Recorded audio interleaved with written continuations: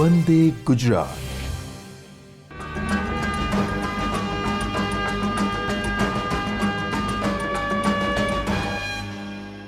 નમસ્કાર.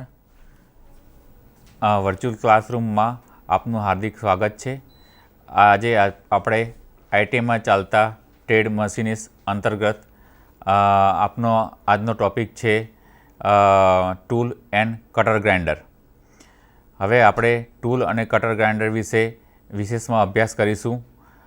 ટૂલ એ આપણી બેઝિક વસ્તુ છે જે મટીરિયલને રિમૂવ કરવા માટે વપરાય છે. તો હવે આપણે એના અંદર અભ્યાસ કરીશું વિશેષ. હવે આપણે જોઈશું ટૂલ અને કટર ગ્રાઇન્ડર, જેમાં તમને ઊંડાણપૂર્વક અભ્યાસ કરીશું. હવે તમે જોઈ શકો છો પરિચયનો. ટૂલ અને કટર ગ્રાઇન્ડર. ટૂલ અને કટર ગ્રાઇન્ડર મશીનનો ઉપયોગ કટિંગ ટૂલ જેવા કે ડ્રીલ, ટેપ, રીમર તથા વિવિધ પ્રકારના મિલિંગ મશીન ના કટર ગ્રાઇન્ડરનો ઉપયોગ કરવામાં આવે છે. હવે આપણે જોઈ શકીએ છીએ કે ડ્રીલ એ મટીરિયલ રિમૂવ માટે જ છે, જ્યારે ટેપ, રીમર એને લગતા વળગતા જ છે. હવે મિલિંગ કટર એ ખાસ તમે આકૃતિમાં જોઈ શકો છો. તો એમાં જો ટેપ આપ્યું છે, પછી ડ્રીલર આપ્યું છે અને ગ્રાઇન્ડર કટર ગ્રાઇન્ડર છે, અને છેલ્લી ફિગર છે એમાં રીમર છે.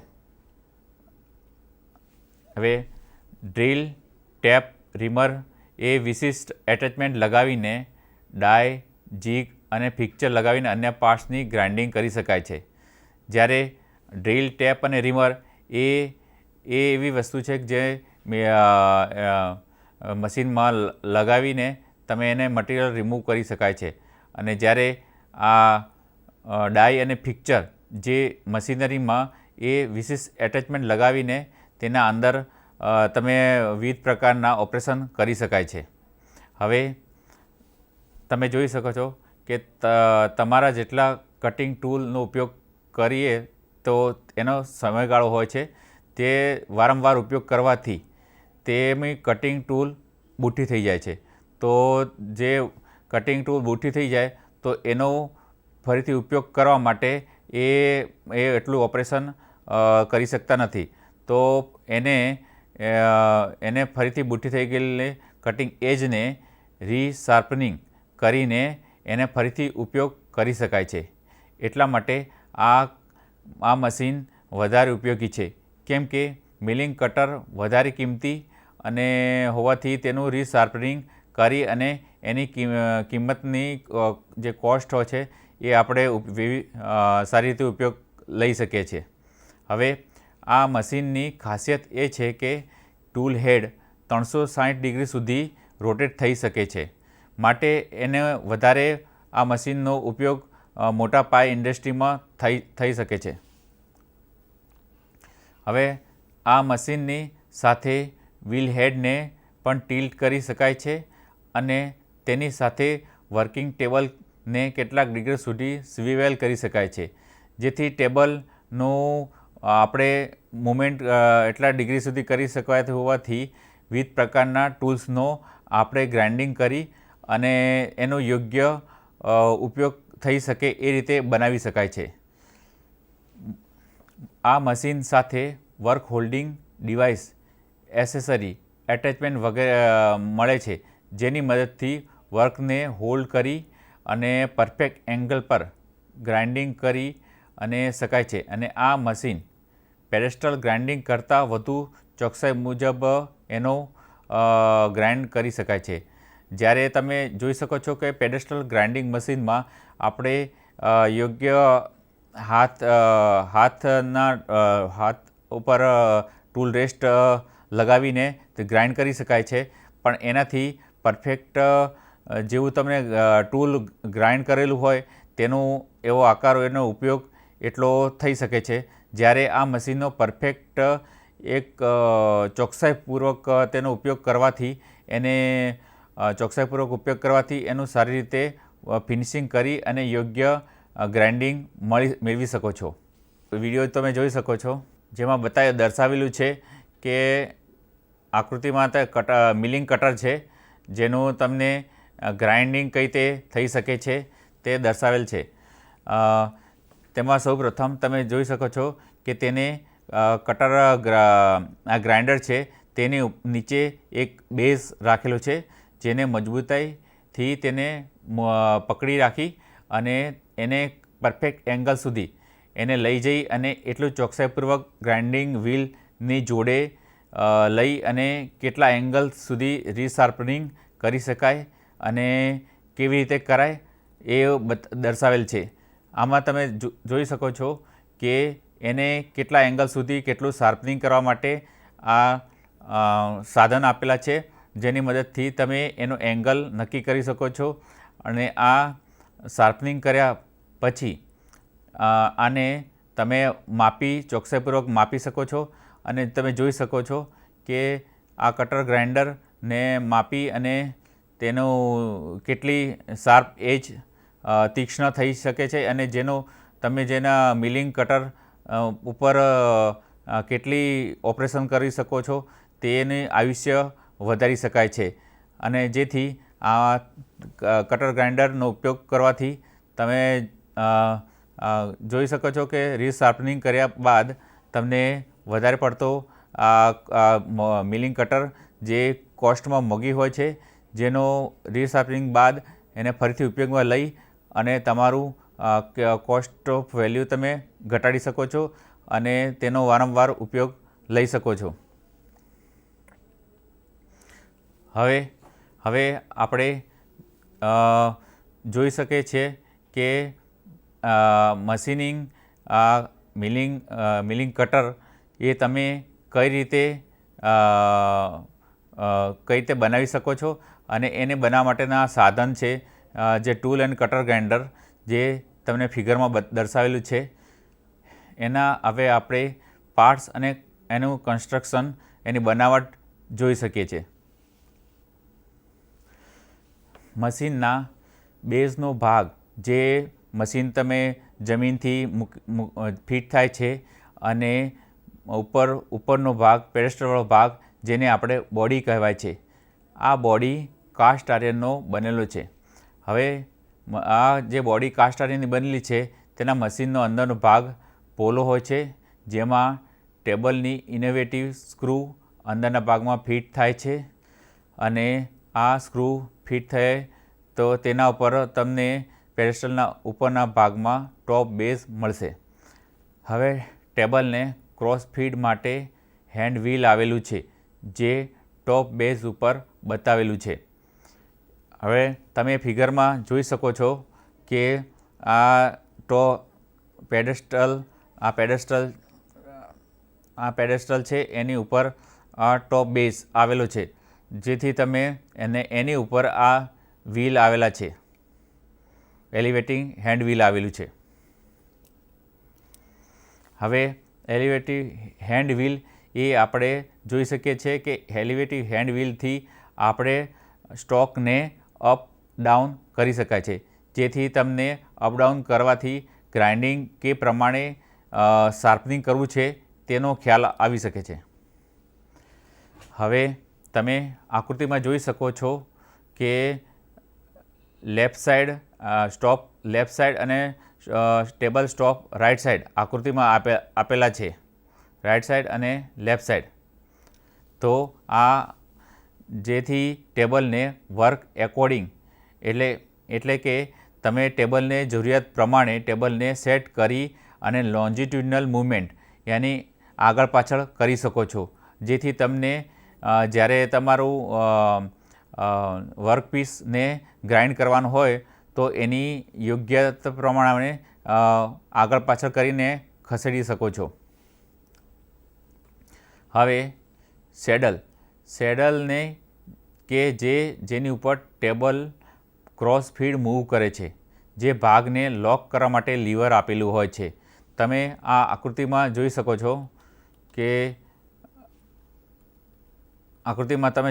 છો કે આમાં સેડલ આપેલું છે અને એની ઉપર આ લીવર આપેલું છે, જે લીવર આપેલું છે જે સેડલ લોક કરવા માટે થાય છે, જેથી ટેબલ આગળ પાછળ તમે ખસેડી શકો નહીં અને એનું કામ યોગ્ય રીતે કરી શકે. હવે રેપિડ ટ્રાન્સફર લીવર. ટેબલને ઓટોમેટિક ફીડમાં ચલાવવું હોય તો લીવરને ઓન કરી રેપિડ મૂવમેન્ટ કરી શકાય છે અને એ પ્રમાણે તમે તમારો યોગ્ય ગ્રાઇન્ડિંગ કરી અને યોગ્ય એક જ ઓપરેશન દ્વારા તમે એનું ફિનિશિંગ કરી શકો છો. હવે ટેબલ ક્લેમ્પ લેફ્ટ સાઈડ અને ટેબલ ક્લેમ્પ રાઈટ સાઈડ તમે આકૃતિમાં જોઈ શકો છો અને સ્ક્રૂ આપેલા છે, જેથી ટેબલને ક્લેમ્પ કરી શકાય છે. આ આકૃતિમાં તમે જોઈ શકો છો કે ટેબલ લેફ્ટ સાઈડ અને ટેબલ રાઈટ સાઈડ ક્લેમ્પ આપેલા છે. આ તમે જોઈ શકો છો, જેનાથી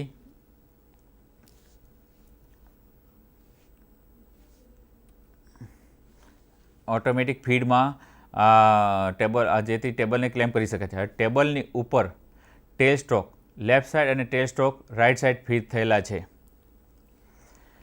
હવે ગ્રાઇન્ડિંગ હેડ સ્ટ્રોક જે ટેલ સ્ટ્રોક લેફ્ટ સાઈડની રાઈટ સાઈડની બાજુમાં આવેલો છે, જે મહત્ત્વપૂર્ણ ભાગ છે.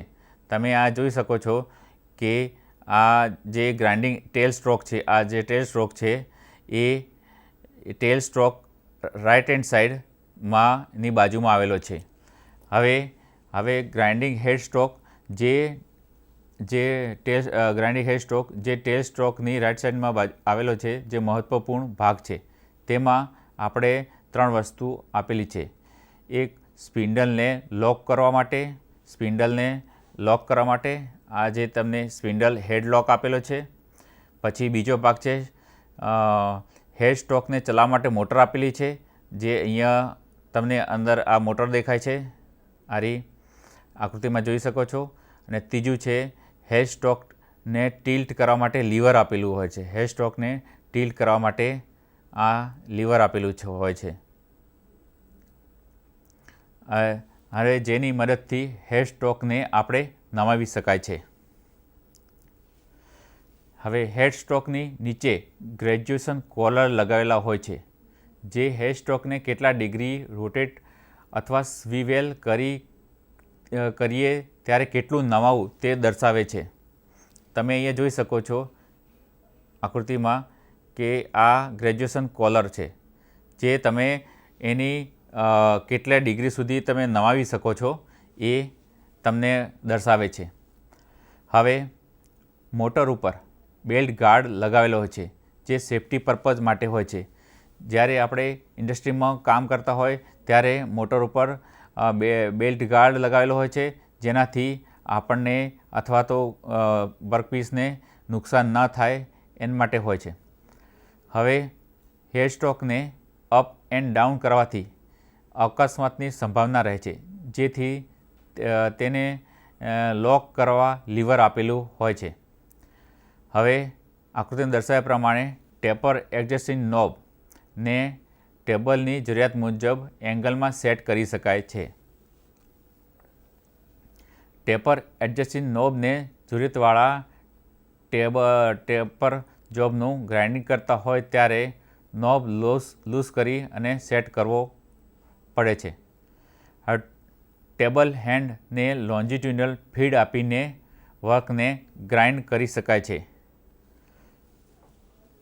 તમે આકૃતિમાં જોઈ શકો છો કે આ ટેબલ આ ગાર્ડ આપેલું છે અને જ્યારે અહીંયા લોક કરવા માટે લોક ગિયર બેઝ આપેલો છે, જેથી ટેબલને તમે એડજસ્ટમેન્ટ કરી અને તમે એને લોક કરી શકો છો અને જરૂરિયાત મુજબ તમે એનું સેટ કરી અને એનું ઓપરેશન મેળવી શકો છો. હવે આપણે જોઈ શકીએ છીએ કે જ્યારે ગ્રાઇન્ડિંગ થતું હોય ત્યારે એની કેટલીક તકેદારીઓ આપણે રાખવી પડશે, જેથી કરીને આપણે અકસ્માત થતાં અટકાવી શકાય. તો એમાં છે વર્કપીસના મટીરિયલના આધારે યોગ્ય કટિંગ સ્પીડ રાખવી. જો વર્કપીસના સ્પીડ મટીરિયલ પ્રમાણે આપણે સ્પીડ યોગ્ય ના હોય તો અકસ્માત થવાની સંભાવના વધી રહે છે અને જ્યારે મટીરિયલને પણ આપણે ઘણું નુકસાન થઈ શકે છે. તેથી યોગ્ય સ્પીડ હોવી જરૂરી છે.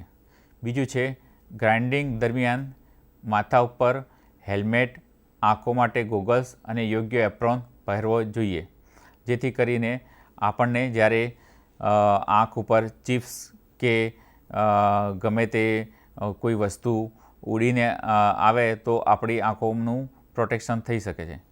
હવે ત્રીજું છે ગ્રાઇન્ડિંગ વ્હીલની કટિંગ સપાટી સાફ કરવી જોઈએ, જેથી આપણે જે પ્રમાણે ગ્રાઇન્ડિંગ કરવાનું છે કટર ગ્રાઇન્ડર એનું યોગ્ય એની શાર્પ એજ થઈ શકે અને શેનો ઉપયોગ લેવાનો છે તો એ પ્રમાણેનું આપણું કટિંગ થઈ શકે.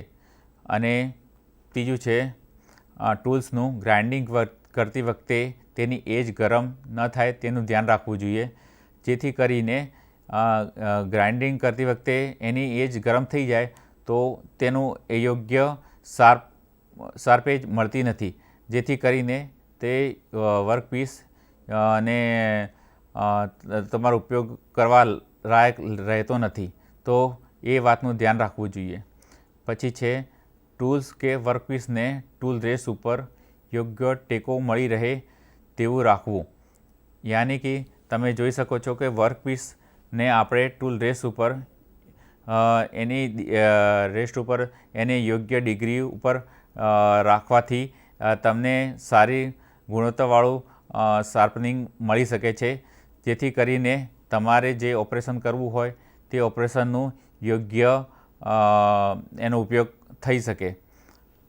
ગ્રાઇન્ડિંગ કરતાં પહેલાં અને કર્યા પછી સાફ કરવું જરૂરી છે, કારણ કે ગ્રાઇન્ડિંગ કરતાં પહેલાં જે પ્રમાણે આપણે વર્કપીસને જે પ્રમાણે જરૂરિયાત મુજબ ગ્રેડનું જોઈએ એ પ્રમાણે મળી રહે અને પછી તમારું ગ્રાઇન્ડિંગ પતી જાય તો તેના મશીનિંગને સાફ કરવું જરૂરી છે.